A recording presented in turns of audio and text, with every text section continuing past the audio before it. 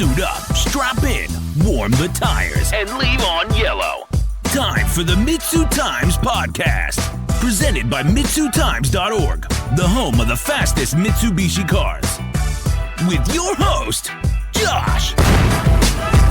Hey, what's going on, guys? It's Josh from MitsuTimes. Today, our guest is Brad Gary, the owner and driver of the number 4 2G on our 2G list. How you doing today, Brad?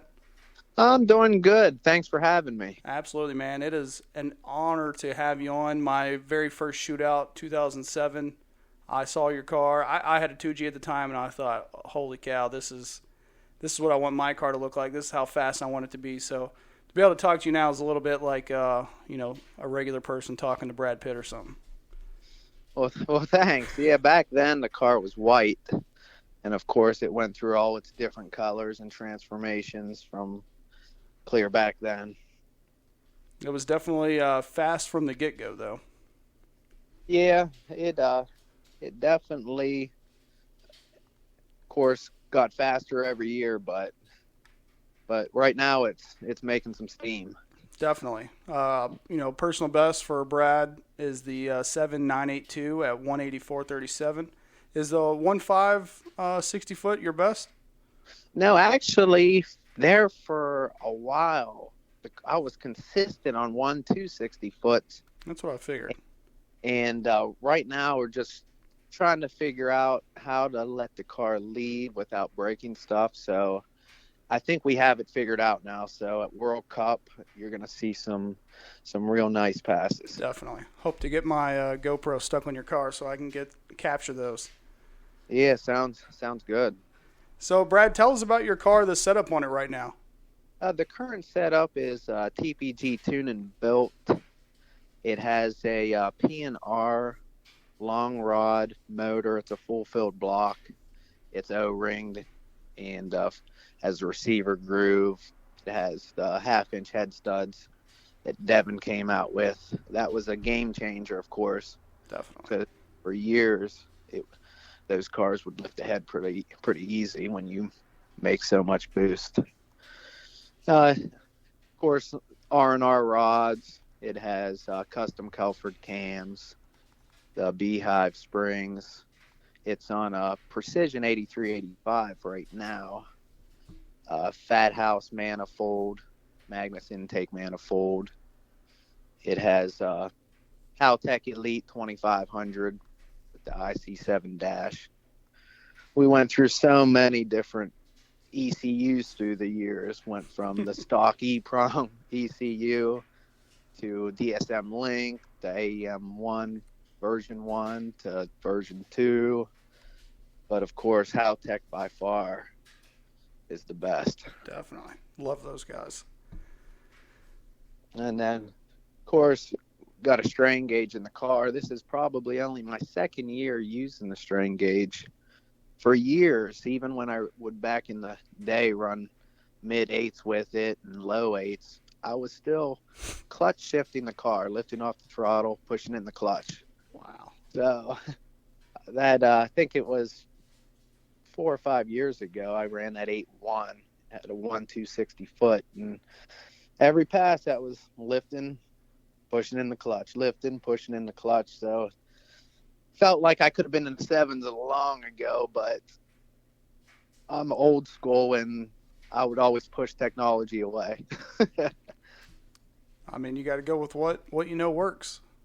Yeah, now that I've been using the strain gauge, the sky's the limit. It's unbelievable when you don't have to lift off that throttle.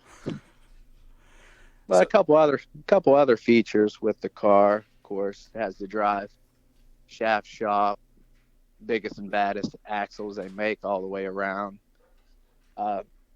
Carbon fiber drive shaft, 3000 GT rear.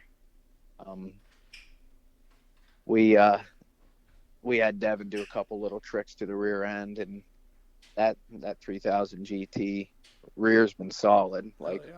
At first we thought about maybe we need to go to the Ford 9-inch because we were having problems, but it's been fully solid. And then, of course, transmission, dog box, my boy Tim Zimmer. Get well soon, Tim.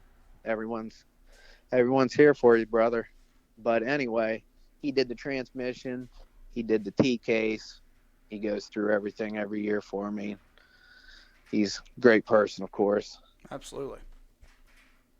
But we're still running intercooler. A lot of people eliminate the intercooler when they're running methanol. But we're still running a 5-inch ETS intercooler on it with M1 methanol fuel, 2 sets of 2600 injectors. But yeah, it's a pretty stout setup, and I like how I can go to the track now, run some fast passes, and really not have to do too much to it. Yeah. Makes it nice. So, Brad, you've had this car for a long time. You said before we got on here, almost 25 years. What made you choose the 2G platform? 2G platform, clear back late 90s. I just seen the turbo all-wheel drive, and the way the Talon looks, the body lines, was so appealing to me. And from different research, I knew that platform had so much potential, besides looking good too. I had a 1995 black front-wheel drive. That was one of my first cars, clear back in 1998. I was on my way home from work. I totaled it, hit a few deer.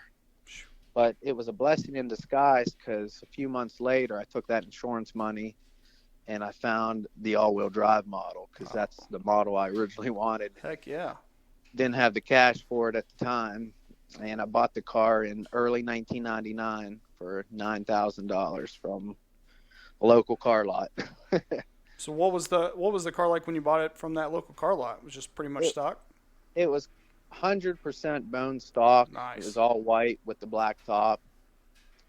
And, of course, in early 99, there wasn't, like, you would see those in car lots everywhere. So did you have any, like, original goals with the car? Were you thinking about racing it then, or was you just, kind of just having fun with it? Honestly, the original goal was, this was even before, like, Fast and Furious era and stuff. It was to make a fun street car and then take it to the track occasionally, car shows occasionally. Just a fun street car, and that's when wings and body kits were so popular. So me loving that type of style, I put a wing on it, a body kit, some graphics, and then a year or two later, that's when Fast and Furious hit, and you've seen a million people putting body kits on everything. Yeah. It kind of helped the community and hurt the community. Yeah, definitely. So over all these years, Brad, you've probably had countless different setups. Is there any setups that you want to talk about that really stood out, that really worked for you? A few setups, of course. We went from stock frame turbo to a 50 trim. Then I tried the 35R. Then I tried a 37 from Force Performance. Then we went to the Super 99. Then probably the one that really sticks out is the Precision 7675. Jason TPG, he went ahead and ordered me that turbo, and I put it on, and first hit off the trailer, I went 8.8. That was one of my first 8-second passes at 180 at the local track, and I'm like, damn, I love this turbo setup. So I kept that turbo on the car for probably like 6-7 years. I liked it that much. Wow. And like Jason and Nate said, you're out of turbo. We need to go with something a little bit bigger. And I'm like, in my head, I'm like, man, I love this turbo. I'm just going to stick with it. And that's the turbo I actually ran that 7.9 on, even the 76-75 Precision. And now you have a different turbo that you're running now? Yeah, now since we basically maxed that turbo out, So now we're running the 83, 85 because class legal, and we can make a ton more. You can make a ton more power, and that turbo has potential to go deep into the sevens.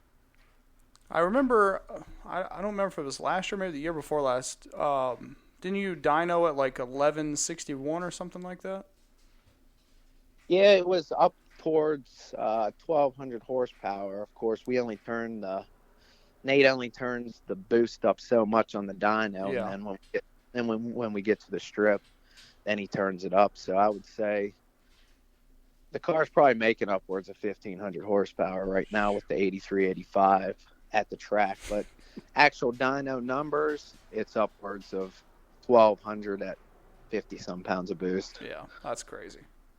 Without an actual hub dyno, it's hard for you not to spin on these dynos and stuff when you get so much power. Yeah. So, Brad, thinking back, you said that you remember the turbo that you ran, I think it was the 7675, you hit that 8 off the trailer. Was that, you said that wasn't the first 8 that you broke into, though? That wasn't currently the first 8. It was, I forget the exact year. We were down at World Cup, and we rented the track after the event. And we were running a Super 99 at Force Performance. And we were having some clutch issues at the time. Like it needed new discs, but that's when we got it in at an 8.9. That was its first 8 with the Super 99. And then the 7675 propelled you into the 7s.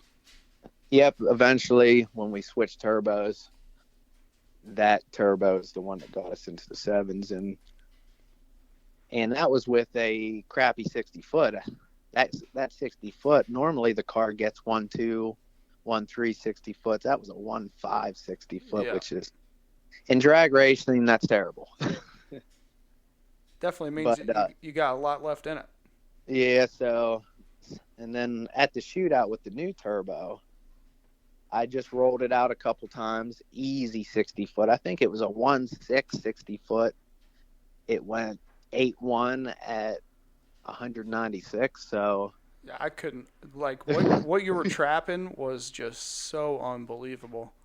And it was 30-mile-per-hour winds going against the vehicle, so, yeah, it had some steam. Yeah, but that's for sure. But Nate and Jason put the good tune in her up there, and if the track was there, we would have definitely got down into the 7s some more. So was the engine pretty much the same, kind of similar setup to what you have now when you broke into the 8s and the 7s, kind of that 2.0 long rod?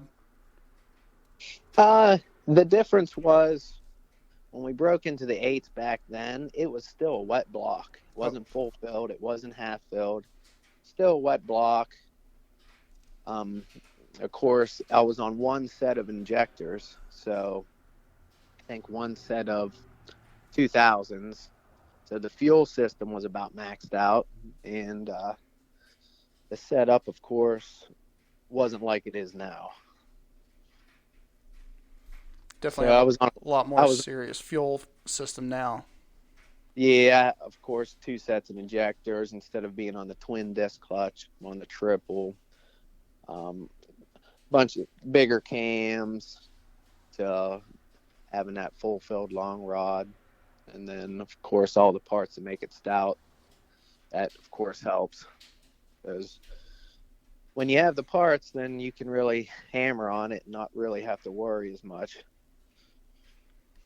So, Brad, after all these years, is there any kind of setups or builds or any kind of setups that you kind of regret doing, or that if you could start all over, you would avoid that? I know a lot of people say that, going to a stroker motor just kind of counteracted their progress. What's your take on it? If I had to do it all over again, of course, having the car so long, it's been trial and error for all those years, trying different manifolds, trying different parts, turbos. So with the technology the way it is now, it would be so much faster and easier to do it, of course, today. Like, we went through so many different, trying these injectors, trying this brand, trying this manifold, and of course it would save so much time and money. So being the last 5 years, it's a lot easier to build your vehicle, and especially a DSM, because people like Devin and Shep and stuff, Devin trial and error on his car was able to make like the 1/2-inch head studs that really help our motors, Right. and that they came out the triple disc and different parts that really help. So if I had to do it all over again, it would be a lot easier, but of course I would take the same path where it is now. Yeah. So, we're kind of talking about your World Cup experience last year, and you broke a lot of drivetrain parts.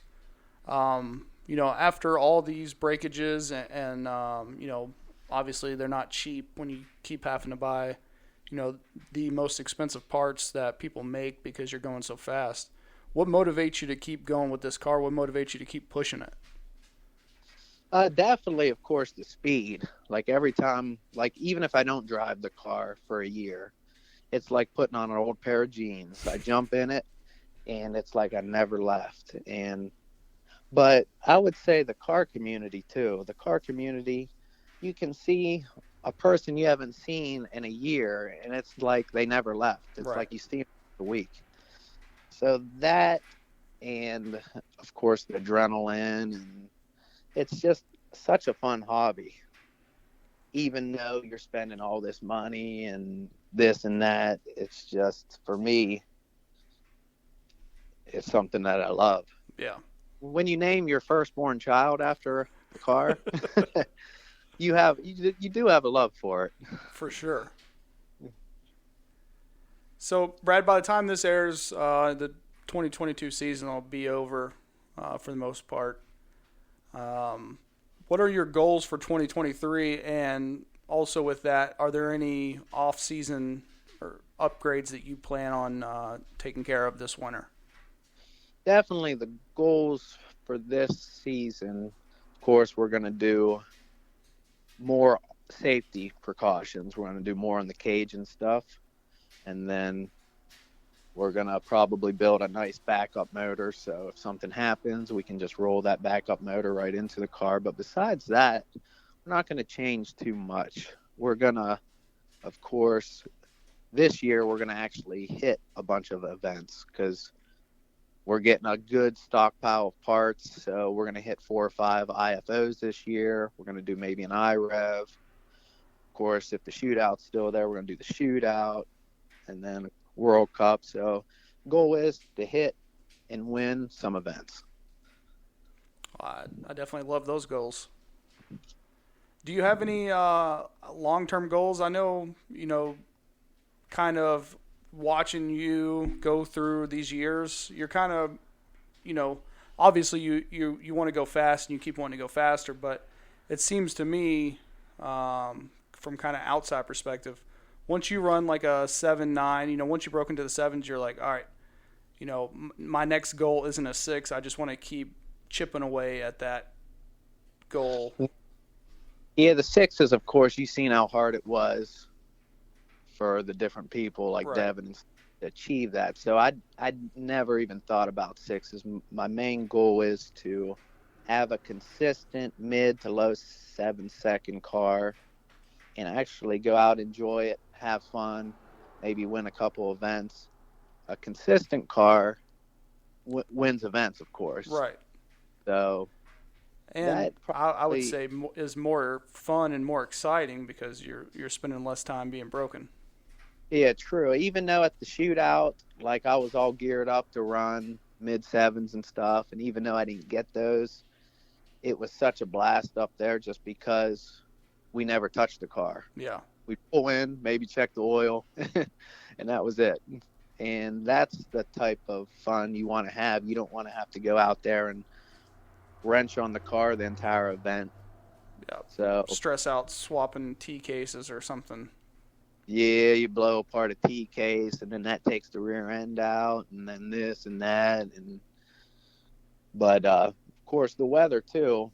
We had so many breaks at World Cup. I think it got so cold at night that the metal, of course, being that cold, that doesn't help the parts. Yeah. So, Brad, if somebody, I doubt there's that many stock 2Gs left out there in the world, but if someone kind of started where you started and having the experience that you have now, what advice would you give that person for their build? I would say sit down and think of your long-term goal. Just say, I want to make a 8 or a 9-second street car, and only do it one time. Don't be like me that you spend all this money, trial and error. Just say, let's go ahead and get this ECU. This turbo will work good on the street and the track, whatever your goals are, and buy the parts once and do it right the first time. Don't go on like eBay, buy a bunch of shit and then have to rebuy the good shit if you're gonna have a long-term goal of making a real nice 8-second street car.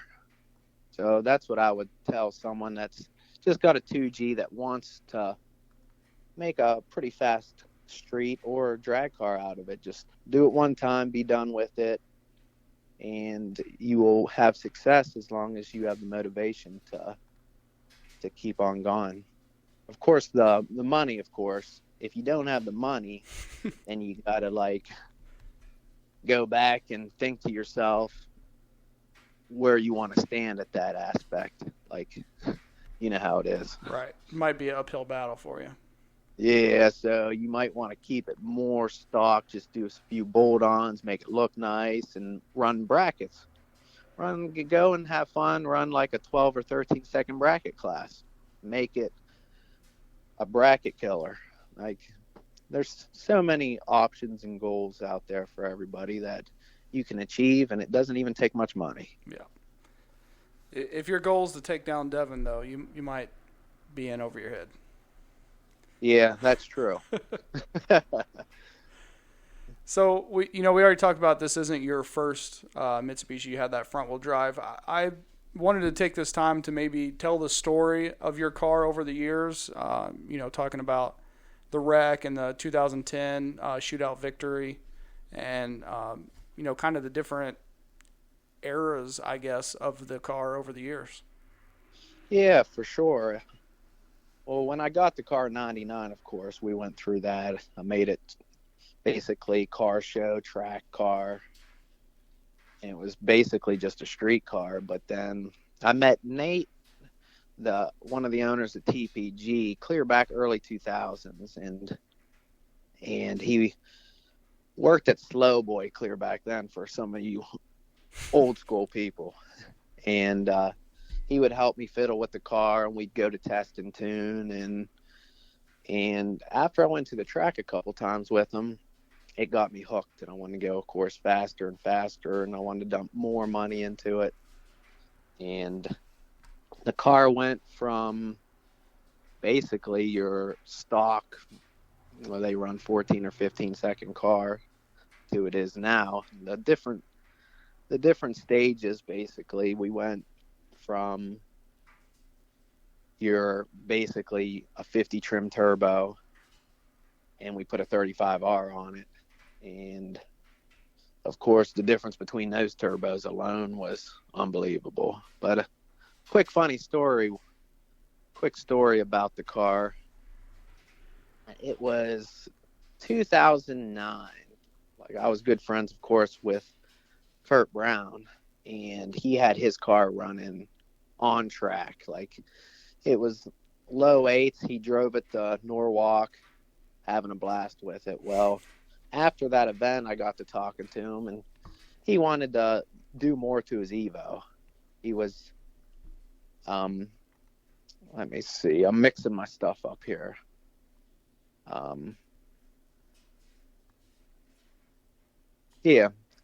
He back then he had a 2004 Evo. He wanted to do more to that. And so I bought the motor out of that car.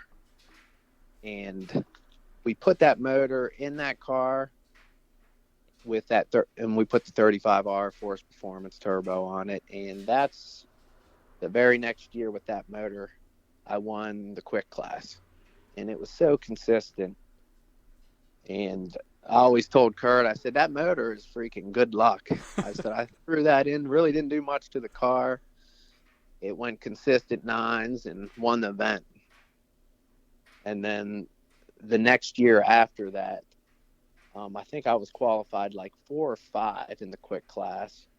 I hit fluid at the end of the track. It put me in the wall. I was gone about 155, 160. I hit the wall. I still had power windows in the car, still full glass. It was still a car we would drive on the street.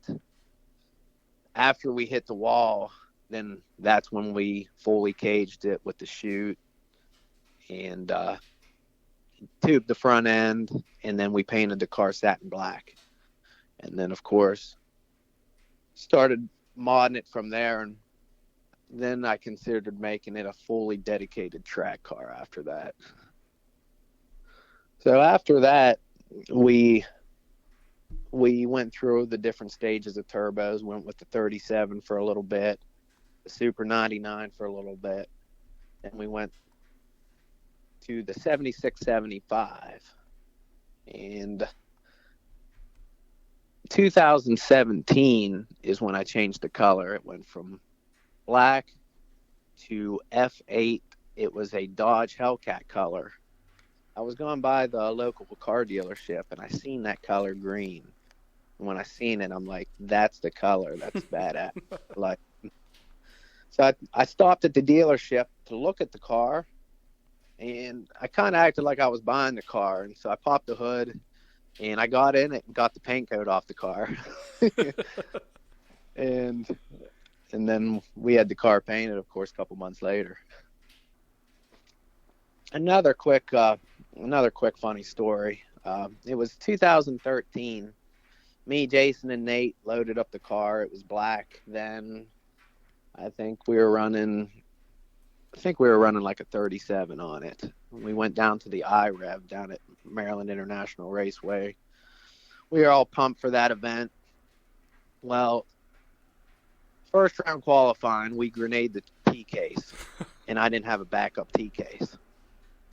So I got in the field, and we searched around for a T case. Couldn't find anyone with it. So we got under the car. We pulled the drive shaft and T case out. And we said, screw it. We didn't drive down here for nothing. And we're just going to run the car in front-wheel drive. Wow. So first round, we went out. We won first round. We're like, shit. Car was only running like I-12s, maybe 13s in front-wheel drive mode because we were afraid we were going to freaking explode the front diff in the transmission. Definitely, yeah.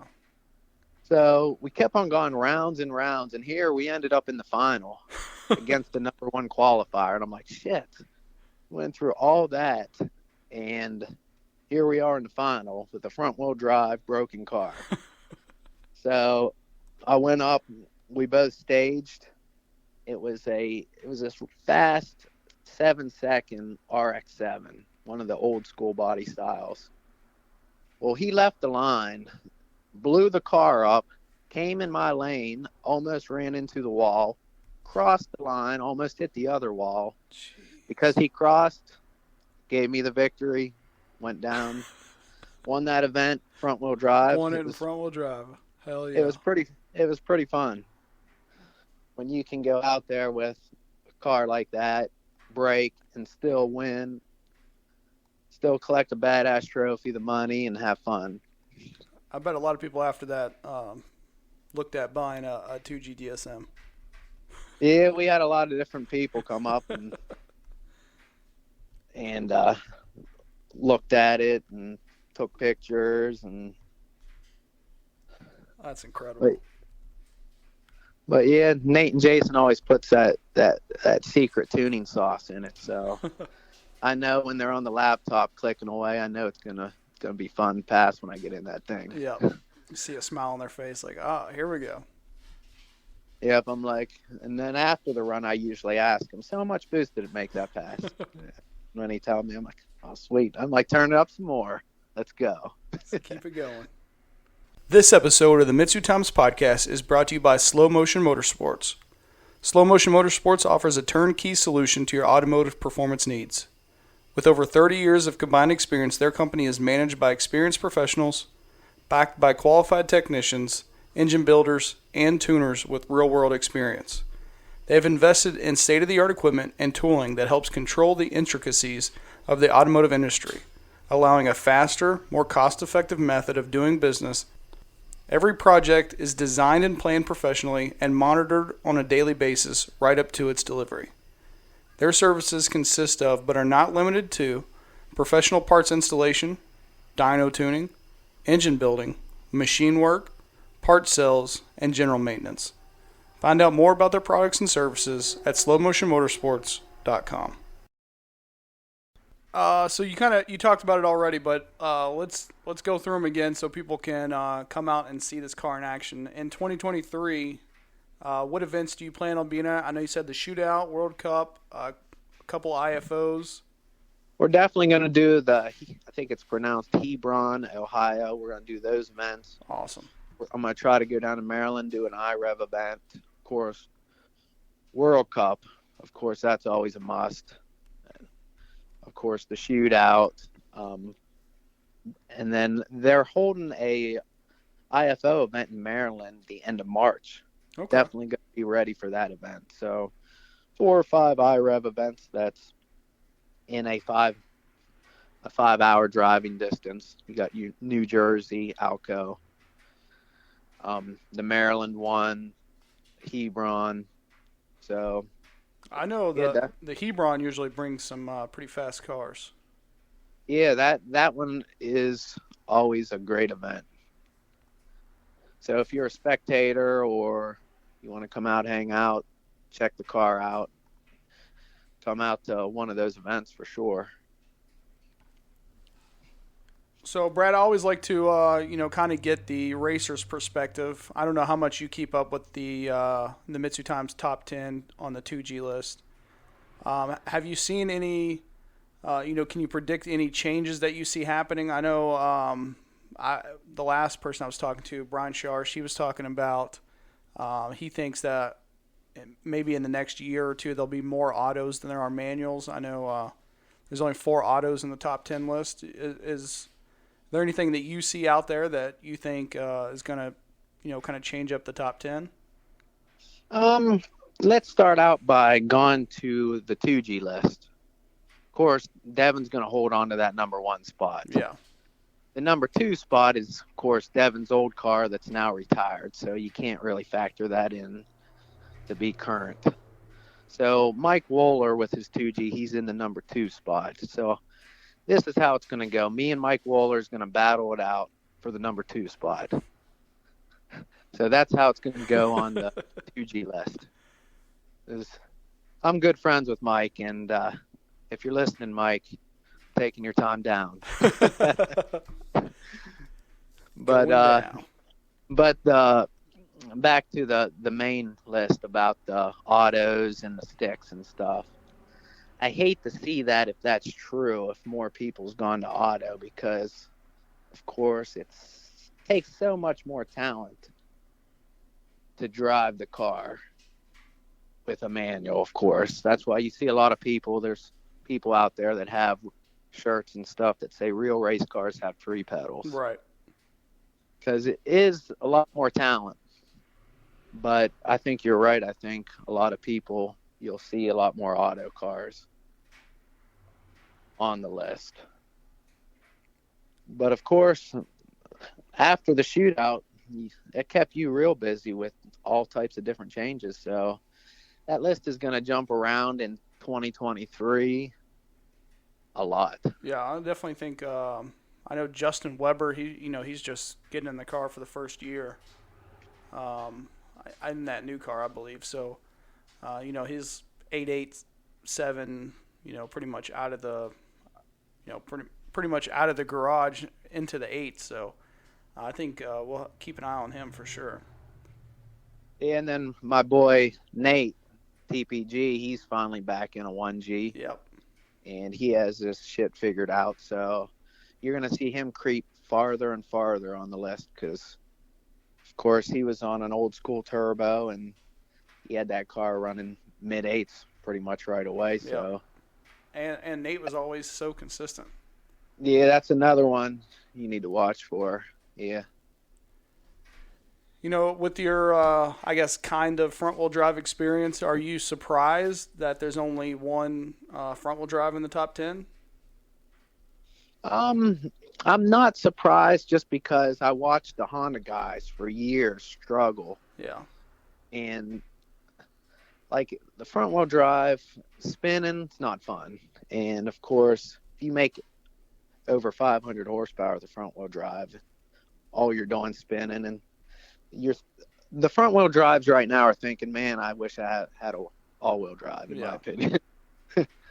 but it is tough to make a front wheel drive hook and compete with an all-wheel drive, as you see. It took the Honda guys years to figure out the all-wheel drive setup, but Definitely. once they did, now look at them. Yeah, they shot right up. I think, the one front-wheel drive on the 2G list, it's kind of like a Kigley setup where it's, teetering pro mod territory. Yeah, I think you're right. But, all right, Brad, is there anybody that you want to give a shout-out to for, helping get your car up to the number 4, hopefully soon, like you said, in front of Mike? Definitely TPG Tuning. Nate, Jason, Rob. Everybody from TPG, they kick ass on the tuning and help me build it, and the sponsorship they've been sponsoring my car since clear back in 2009, and without them it would be extremely tough because I run a roller skating rink, so by day I roller skate, by night I drag race. Always on some wheels. Some of the other people, Dave Ruby, he helps me out with some drivetrain and welding. Long time friend Dave Clark, he's a local guy. He does a lot of my metal work. He painted the bay for me. He's a hell of a mechanic. Of course, Tim Zimmer, get well soon, buddy. Like to give him a shout out for keeping my drivetrain parts in tip-top shape. And of course, long friend that we miss so much, Kurt Brown, because I had so many different shootouts and gone up to his house where we would hang out and just laugh about this and that and racing. And yeah, he was taken from us a little too soon, but certainly one of a kind. Yeah, for sure. Well, all right, Brad, it's been I can't even tell you how much of an honor it's been to get a chance to talk to you on here and to have you on here. I think, a lot of people are going to want to come on here and hear this story and, just such an asset to the community, especially me being a 2G guy. I really appreciate everything you do, and I hope you keep just getting faster. Yeah, thanks for having me, and anyone else out there listening, if you're ever at an event and you see the TPG Tuning 10 or us there, stop by, say hello, check the car out. Definitely. But thanks again. Absolutely. Definitely some of the most approachable guys and easygoing guys in the industry. Yeah, for sure. All right, Brad. Well, I'll see you here in a couple weeks at World Cup, and I'm looking forward to that mid-7 update from you. All right. Yeah, sounds good. We'll see you there. All right. Thank you for listening to the MitsuTimes podcast. Check out our Instagram and Facebook for daily updates. Get added to our list by going to MitsuTimes.org and clicking Submit a Slip. Thank you to all of our sponsors.